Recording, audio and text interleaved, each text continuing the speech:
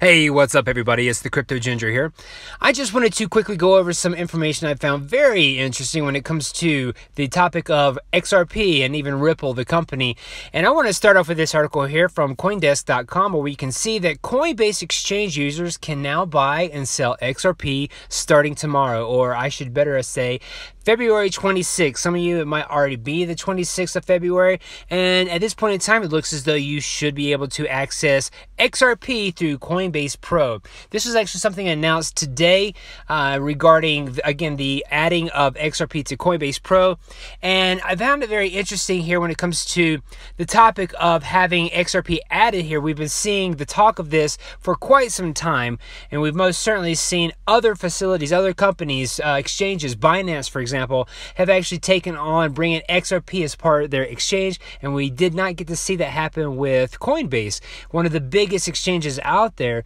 And of course, I think a lot of the politics had something to do with that, but now we're seeing the accessibility for XRP through, again, Coinbase Pro. So if you are someone with Coinbase Pro, again, the 26th of February is your accessibility date for getting yourself in and out of the XRP digital coin. Now, I just so happened to stumble across this particular Twitter post from XRP Research Center. You can actually find him at XRP Center. And this is related to Brian Armstrong because he recently posted regarding the Coinbase Pro announcement for XRP being added. But XRP Center kind of caught this, took a screenshot and says, I don't know how to interpret this tweet. At Brian Armstrong apparently deleted in seconds and minutes after he published it. He linked the XRP announcement to Coinbase Pro. And you can see here in this little picture of the screenshot, little tears crying from the smiley face. I found it funny because, again, I feel like Brian Armstrong was just simply somebody who was not someone who advocated for having XRP as part of the Coinbase or Coinbase Pro exchange. Again, I just find it very funny, very interesting, again, that he would actually post this and then, of course, delete it. So just something to take in consideration when you start seeing the inner workings of these things laying themselves out and having questions as to why some entity like Coinbase was not adding XRP. Well, this is possibly your answer. Brian Armstrong and people like him completely going against the grain when it comes to what's taking place in the ecosystem. So keep that in mind, guys. A couple of things I wanted to quickly go over as well. When you mix the topics of what was taking place with Coinbase right along with articles such as this one from EthereumWorldNews.com, where we see that Forbes contributor implies that Ripple's a scam and the whole JPM coin debate, it's just interesting. You got to take a little bit of time to research these articles and actually take it with a grain of salt. And I just found that this article here was really it lacked a lot of evidence when it comes to specifying why the XRP coin would actually be a scam, or even why Ripple, the company, would be a scam by comparison to the JP Morgan coin.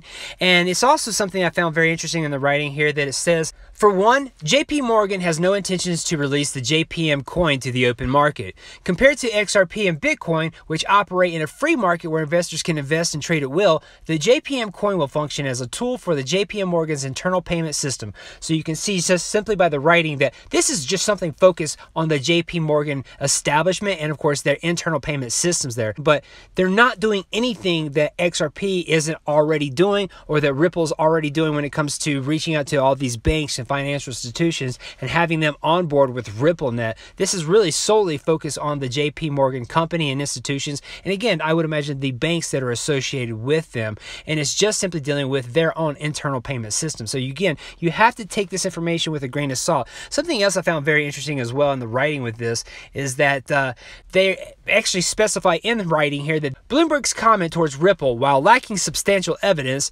likely surround the company's position in controlling billions of XRP. So you can see here, this argument is something we have heard over and over as far as the amount of XRP that's being held by the members of Ripple there. And of course, if you have any questions regarding this topic here, you can easily go online and look that up. It's almost like beating a dead horse into the ground at this point in time. We understand, at least from Ripple's perspective, what they are trying to do with those billions of XRP. So again, very much a non-argument when it comes to articles such as this. I just find it very interesting that we're seeing a significant amount of FUD, and when the FUD actually has no power anymore, it goes away. So again, you got to keep all this information in mind, guys. Take it with a grain of salt. A couple other things I wanted to quickly go over as well. So we have the firm understanding that While we're dealing with this bearish market, there's a lot of things happening in the fintech side of the blockchain technology and, of course, the distributed ledger technology. A lot of growth is happening, and rightfully so, because without that growth, we really can't have what we're looking for as far as mass adoption is concerned. And I just wanted to use this article here from newsbtc.com as just a quick example as to why we should maintain our focus when it comes to basically being early adopters of cryptocurrencies and, more importantly, the XRP digital asset.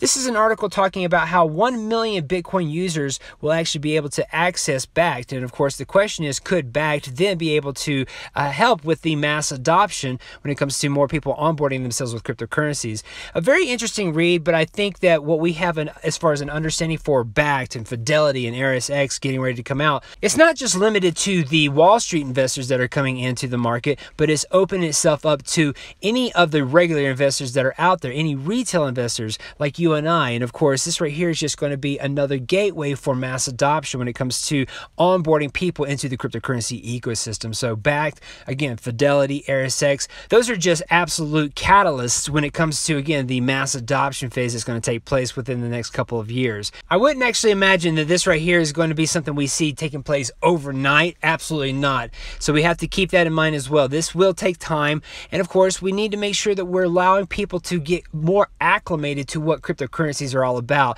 Something that might actually help with that is the talk of something like the new Samsung Galaxy S10, where we see that this new phone is actually going to allow for cryptocurrencies to be not only stored on this phone but also your private keys as well.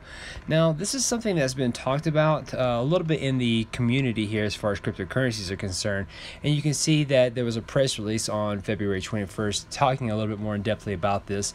They're going to be upgrading their camera on the phone. Of course, they're actually activating advanced intelligence, so a little bit of what seems to be some computer intelligence built into the phone.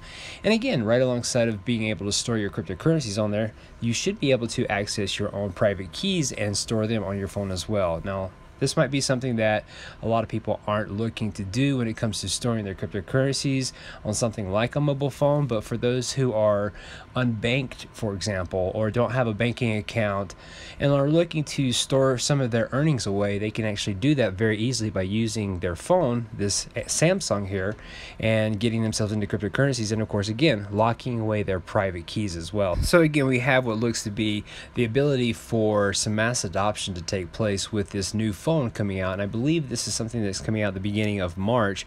This is just going to be another type of catalyst for creating mass adoption into the cryptocurrency ecosystem. Now, of course, this is just the beginning stages of something like a cell phone, which is really the extension of who we are, allowing for mass adoption to come into play. And if you think about it, people that are unbanked, people that don't have checking accounts, will now be able to take a little bit more control over their own cryptocurrencies through their mobile phone and get them a lot more acclimated to the entire ecosystem. Now, of course, there is a strong focus on the ERC20 tokens with this phone as well, but the idea that this right here could spur that type of mass adoption that we need to see coming into the cryptocurrency ecosystem will be fantastic, because once they get familiarized with how that works, they can easily get directed to a digital asset such as XRP and focus a lot more of their attention on that particular currency. Some other things that might help drive in more mass adoption as well.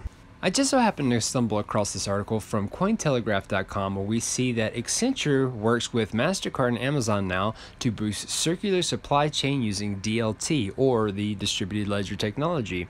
Now, of course, if you're unfamiliar with Accenture, they most certainly do have a connection with Ripple. They have formed an alliance with them.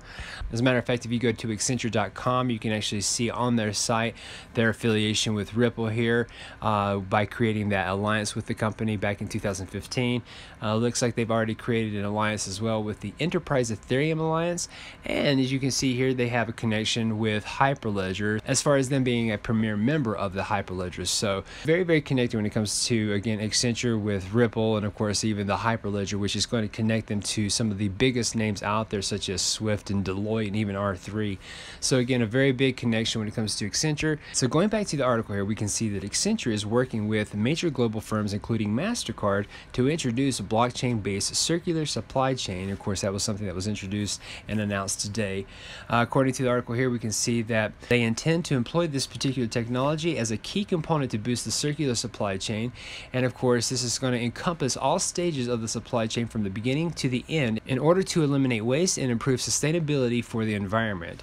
Of course, it goes a little bit further here to talk about how within the announced initiative, Accenture is collaborating with major companies, including the computing firm Amazon Web Services, who is also working with R3.